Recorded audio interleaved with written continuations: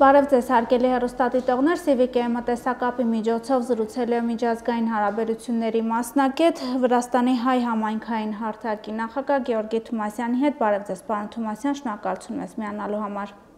Բարև ձեզ, ես էլ եմ շնորհակալություն։ Պարոն Թումասյան, հետևում եք Հայաստանում տեղի ունեցող իրադարձություններին, բացահայտվեց ահաբեկչության փորձ, դրան հաջորդեցին նաև ձերբակալություններ։ Կուզեի նախ ընդհանուր գնահատական տայք այս process-ին, ինչ դիտարկումներ ունեք եւ ընդհանրապես ինչպես է նաև դրսում ընկալվում այս ամենը։ Վրաստանում սա ընկալվում է շատ դրական, հատկապես Վրաստանի հանրության կողմից, որովհետև մենք այստեղ շատ լավ գիտենք, թե ինչ է նշանակում,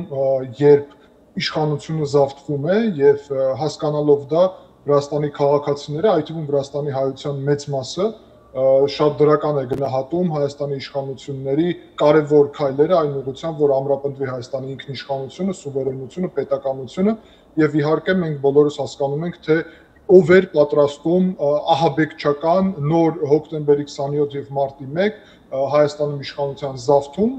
եւ Ռուսաստանը իր գործակալների միջոցով ցավոք նորից ուզում էր Հայաստանի պետականությունը թույլատրել եւ նույնիսկ կործանել։ Ես ուրախ եմ, որ Հայաստանի իշխանությունները մեր բոլորիս, բոլոր վերլուծաբանների, բոլոր մասնագետների, սփյուռքի ներկայացուցիչների կոչերին, որ պետք է ժամանակին ուրեմն այս իրավիճակը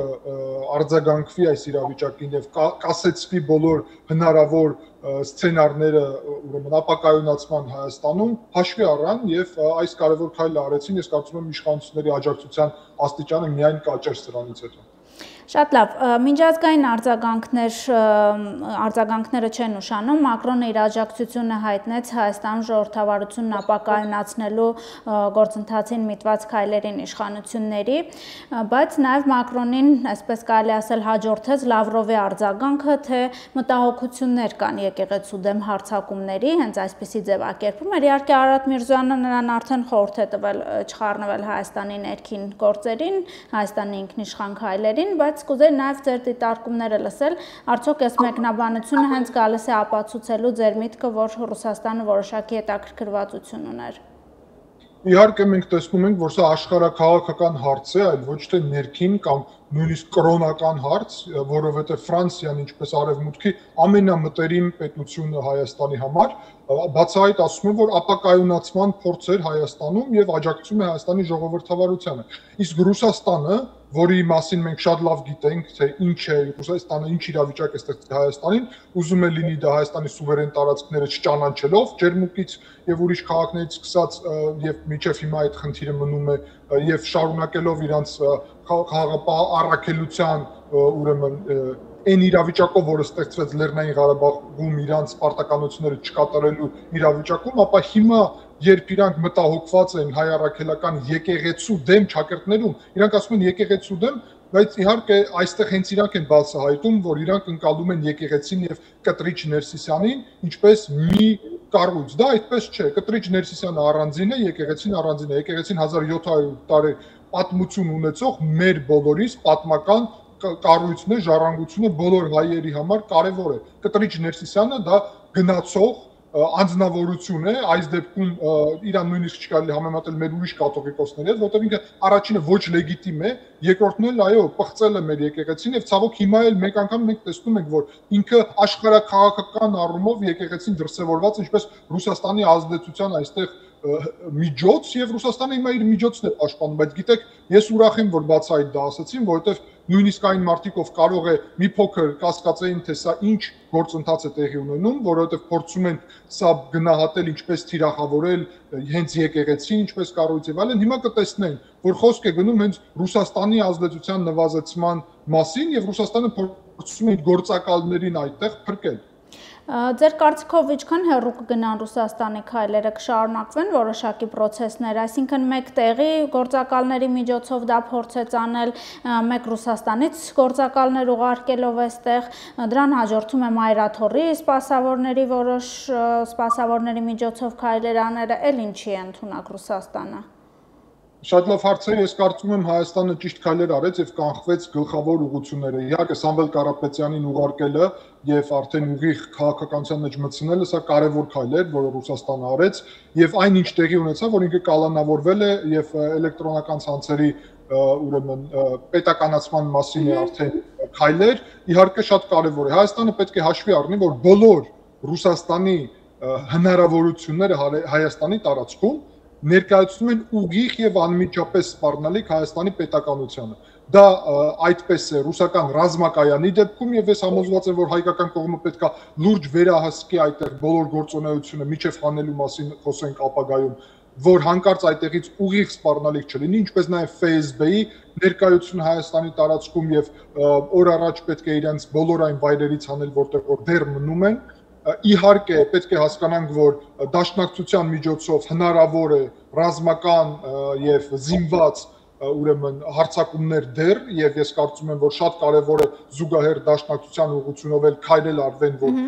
այդ կառույցը չլինի օգտագործված Հայաստանի պետականության դեմ։ Մենք ցավոք այդպիսի փորձ ունեցել ենք եւ հասկանում ենք, որ Եվս մեկ անգամ նույն դաշնակցությունն ինքը պատմական հայկական կառույց է ի վերջո, բայց ինքը այսօր ռուսական գործակալների, Ռուսաստանի ուրեմն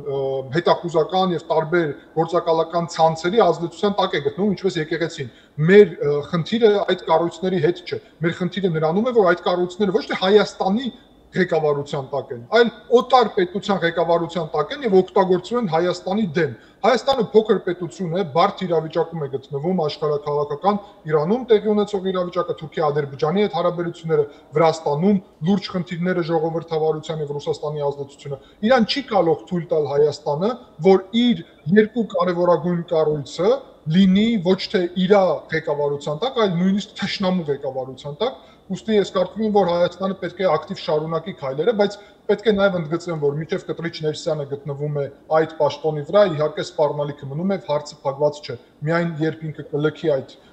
պաշտոնը եւ եկեղեցին կսկսի ազատվել եւ մաքրվել մեր բոլորի ջանքերով, ապա հետո կարելի է խոսել նրա մասին, որ սպառնալիքների մեծ մասը անցել ենք։ Այսինքն ձեր կարծիքով հնարավոր է նրա հեռացումը դեռ, որովհետև մենք միջև այս արված հայտարարությունները, գործողությունները վկայում են այն մասին, որ եկեղեցին ունենալով հենց ռուսական աջակցությունը հեռանալու միտում Կտրիչ Ներսիսյանի մասին է խոսքը չունի եւ դեռ հակառակը անընդհատ իրենց հայտարարություններով սպառնալիքներ են հնչեցնում իշխանությունների հասցեին։ Անկեղծ ասած, ես կարծում եմ, որ իրանց համար, հատկապես հենց Կտրիչ Ներսյանի համար ամենալավ տարբերակն է, որ ինքը լքի եկեղեցին եւ ստանա հնարավորություն Հայաստանում շարունակի ապրել, որովհետեւ ուրիշ դեպքերում կարա իրան հենց Ռուսաստանից վտանգ սպառնել։ Բայց եթե ինքը շարունակի Ռուսաստանի այդ կարիքները սպասարկել, ապա ես համոզված եմ, որ հայ ազգը եւ այստեղ խոսք չի գնում միայն կառավարության մասին, այլ ամբողջ հայ ազգը եւ խոտը հայ առաքելական եկեղեցու իհարկե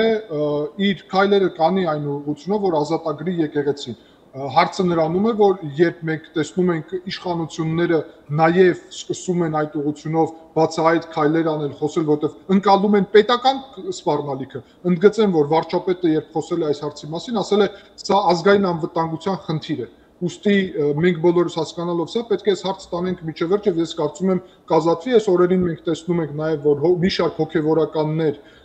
ակտիվ սկսում են քննարկել եւ ներգրավել գործընթացում, իհարկե կա հարցեր, որտեղ որ քաղաքական դեմքերը չեն առաջնորդելու մեզ, այլ հոգեվորականներն են առաջնորդելու եւ մենք պետք է մեր եկեղեցին ազատագրենք։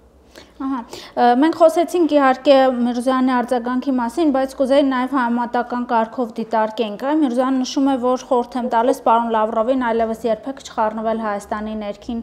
գործերին։ Միրզոյանը չի մասնակցում նաև ՀԱՊԿ արտգործնախարարների այդ միջոցառմանը, որ հենց այսօր տեղի է ունենում, ավելի վաղ Նիկոլ Փաշինյանն էլ տեսակապի միջոցով մասնակցեց ԵՏՄ-ի գագաթնաժողովին։ Այս քաղաքականությունը Հայաստանի ինչպես է գնահատում, արդյոք այսպիսի արձագանքներ երբևէ հնարավոր են եղել նախկին իշխանությունների օրոք, երբ Ռուսաստանը բացահայտ եւ անթաքույց իր միջամտությունն է ունեցել մեր ներքին հարցերին։ Ոչ թե նախկին իշխանությունների, ընդհանրապես Հայաստանի եւ նույնիսկ հայկական պետությունների եւ պետականության պատմությունում այսպիսի բան չի եղել, որովհետեւ մենք առաջի անգամ ենք հիմա այն իրավիճակում, երբ Հայաստանը իրոք սուբյեկտ, սուվերեն ինքնիշխան պետություն է ձևավորվում։ Եվ առաջի մեր խնդիրը դա հենց Ռուսաստանից ինքնիշխանությունն է, որտեղ Ռուսաստանը միշտ զավթել է Հայաստանի պետականությունը եւ նույնիսկ հարաբերությունները Թուրքիայի, Ադրբեջանի հետ ձևավորել է Ռուսաստանը։ Հիմա Հայաստանը այդքան պետականը մեծ քաղաքականություն է վարում եւ ինքնիշխան է դառնում, որ բոլորի հետ կլինի դա Ռուսաստան, կլինի դա Թուրքիա, Ադրբեջան, Իրան, թե Հայաստան, թե Վրաստան կներեք, թե Եվրոպան, Միացյալ Նահանգները, բոլորի հետ Երևանն է վարում քաղաքականությունը։ Երևանը այդքան սուբյեկտություն այսօր ունի, որ կարող է իրան թույլ տալ, այո, ասել, որ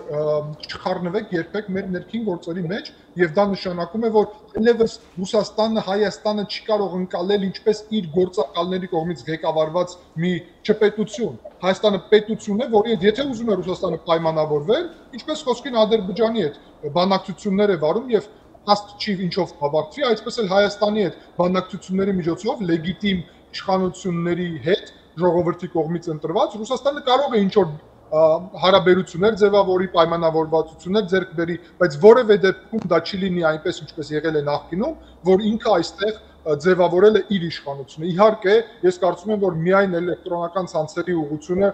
բավարար չէ, պետք է քայլեր իհարկե կիրառվեն այն ուղղությունով, որ բոլոր ռազմավարական օբյեկտների ուղղությունով երկաթուղի կլինի, թե ուրիշ, ատոմական եւ ուրիշ որ Հայաստանը իր ինքնիշխանությունը ավելացնի, սա պետության ձևավորման հարց է եւ տեսեք, նախկին իշխանությունները պետությունը հանձնել են Ռուսաստանը, նույնիսկ հիմա են խոսում Ռոբերտ Քոչարյանը, որ միութենական պետության անդամ պետք է դառնանք։ Ապա այս իշխանությունները Հայաստանի ինքնիշխանությունն են ավելացնում եւ տալիս են հնարավորություն, որ Հայաստանի պետությունը լինի ավելի հզոր եւ անկախ։ Դա ամենաբարձր աստիճանի նվիրվածությունը պետությունին եւ ես ուրախ եմ, որ մենք հիմա այդ փուլում ենք։ Ձեր կարծիքով Հայաստանը կարող է օգտվել այս փուլում ռուս-ադրբեջանական հարաբերությունների որոշակի լարվածությունից, ինչ կտա սա Հայաստանին, նկատի ունեմ վերջին օրերին տեղի ունեցածը, երբ Ադրբեջանը չեղարկում է բոլոր միջոցառումները, Օվերչուկի այցն է չեղարկվում Ադրբեջան, սա մեզ համար ինչ ազդեցություն կունենա եւ բացահայտ այսպես ռետորաբանություն Ադրբեջանի հակառուսական վերջին օրերին։ Գիտեք, նույն ուղղաթիռը երբ խոցեցին ռուսները, դրանից նաև եղավ այսպիսի փուլ սառեցման, բայց հետո նաև մոտենում են նորից, որովհետև իրանք բռնապետական համակարգներ են, հիշեցնեմ, որ դաշնակիցներ են դարել երկրորդ Լեռնային Ղարաբաղի պատերազմից հետո եւ հաշվի առնելով դա ես ակնկալում եմ, որ իրենց հարաբերությունները կբարելավեն, բայց Իլհամ Ալիևն էլ նաև հասկանում է, որ սահմանափակել Ռուսաստանի ազդեցությունը Ադրբեջանում դա կարևոր է։ Ուղղակի ինքը դա փոխարինում է թուրքական ազդեցությունով։ Իսկ Հայաստանի համար սահմանափակել Ռուսաստանի ազդեցությունը կենսական է, որովհետև միակ լուրջ խնդիրն է իրականում պետականությանը, ընկալումը բոլոր ուրիշների հարևանների հանդեպ, այդ թվում Թուրքիայի, Ադրբեջանի, Իրանի, ակնհայտ է, որ այդտեղ ում հետ գործ ունի Հայաստանը։ Խնդիրը նրանում է եղել, որ միշտ հայ ազգի ուրեմն մի հատվածում կար պատկերացում, որ Ռուսաստանին ենթարկվելը, Ռուսաստանին ծառայելը նույնիսկ այդ գործակալների համար դա եղել է նորմալ մի բան։ Ուստի Հայաստանն էլ եւ Ադրբեջանն էլ փորձում են ազատվել Ռուսաստանից, դա ընդհանուր առումով դրական է, որովհետեւ սուվերենություն պետք է լինի, բայց հատկապես դրական է իհարկե Հայաստանի դեպքում։ Ձեր դիտարկմամբ շատ խորը կլինի այս լարվածությունը ռուս-ադրբեջանական, թե հնարավոր է առաջիկայում արվի, որովհետև հիմա քննարկվում է նաև խաղաղության պայմանագրի ստորագրման հնարավորությունը, կետերը համաձայնեցված են եւ այլն, բայց օրինակ Ռուսաստանը ինչպես է սրան արձագանքում, այս լարվածությունը ինչ անդրադարձ կարող է ունենալ։ Ես կարծում եմ, որ այս լարվածությունը այդ ինքնաթիռի իրավիճակին կհամապատասխանի եւ մի ժամանակ անց կմարի, որովհետեւ Իլհամ Ալիևը այդքան սերտ կապեր ունի ռուսական համակարգի հետ, որ ինքը մնում է մտերիմ, բայց կարևոր է, որ ինքը օգտագործում է այս քայլերը։ Իր ազդեցության առումով Դաղեստանում, Հյուսիսային Կովկասում, Ռուսաստանի իսլամական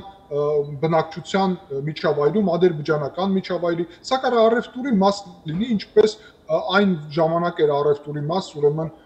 հիշում եք Իլհամ Ալիևի այցը Մոսկվա, մայիսի 9-ին, որ չգնաց, բայց Գունջաև Կիրիլը եկել էր եւ իրան Մեհրիբան Ալիևային ուրեմն